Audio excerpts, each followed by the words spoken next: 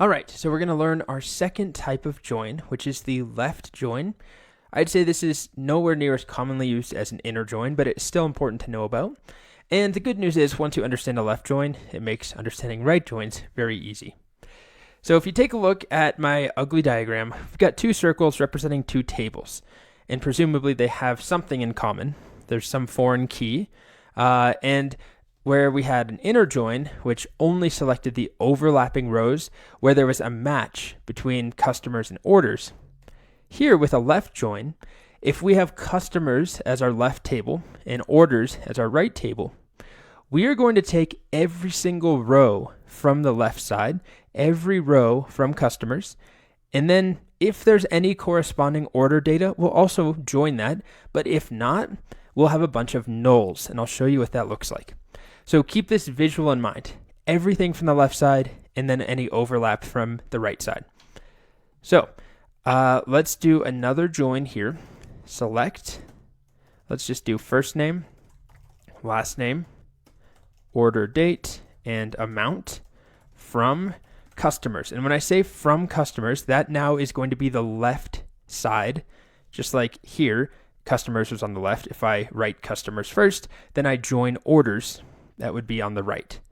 Okay, so I'll do select all that stuff from customers, and then instead of just join or inner join, which is equivalent, I'm going to say left join, and then it's the same thing. I have to specify the table, the orders table, on, and then I'm going to do the same exact thing.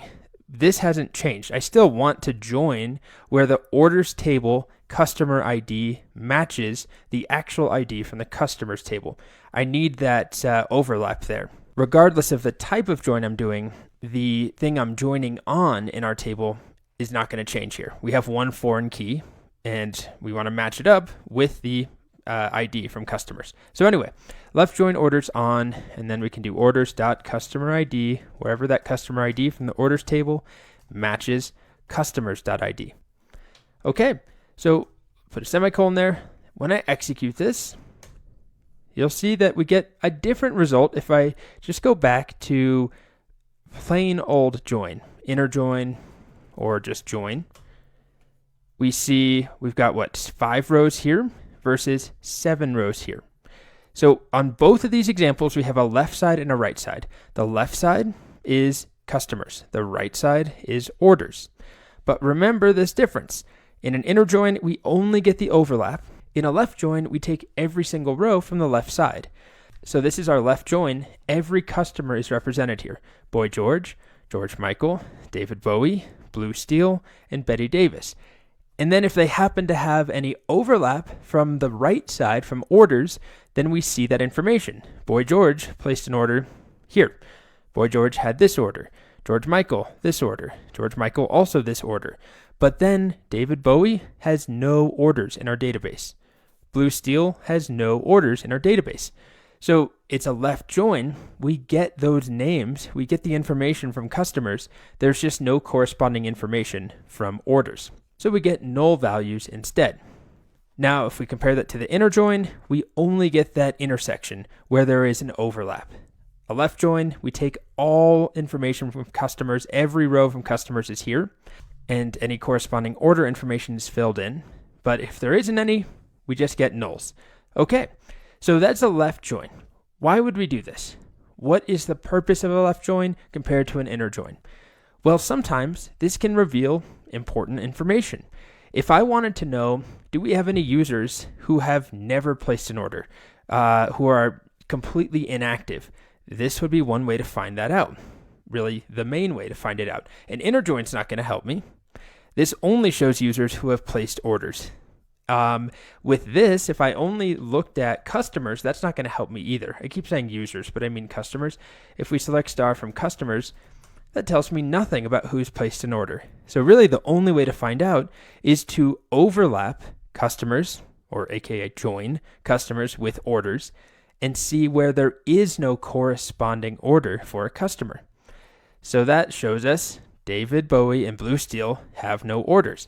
So then I could do something like, calculate how many nulls there are or group by things. There's other stuff that I could do, but it's just important that there are real use cases for this. There are times we want to know where there is no matchup from the right side. Not always. Often inner joins are more useful, but that doesn't mean left joins have no purpose at all. They come up, and again, going back to this diagram, we get every single row from the left table, and then the right table will fill in any places where there's a match, where there's overlap. Now, one thing that's a little confusing, if I switch the order here, so if I said select from orders, that would be my left side, join customers. And then I'm going to reorder these properties or these columns so that it looks left to right. So the order doesn't technically matter here. This is what makes the left and this makes the right. But I've put these on the left, the order columns, and I've put the customer columns on the right. But my point is, if I run this, we get the same thing as an inner join. It's the same result that we got when we did our inner join right here. Why is that? Excluding the fact that I have order date and amount first, it's the same matches.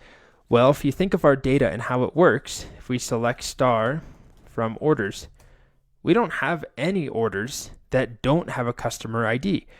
Everything from customer ID. If this is our starting point, this is our left side, and then we match anything from customers, well, they all have a match. There's a complete overlap. So the left side is the same in this case as the middle.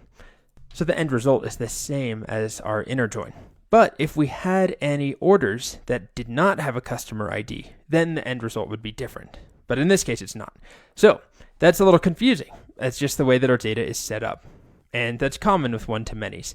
We'll have customers who don't have orders, but we definitely won't have orders that have no customer, because how would that make sense? All right.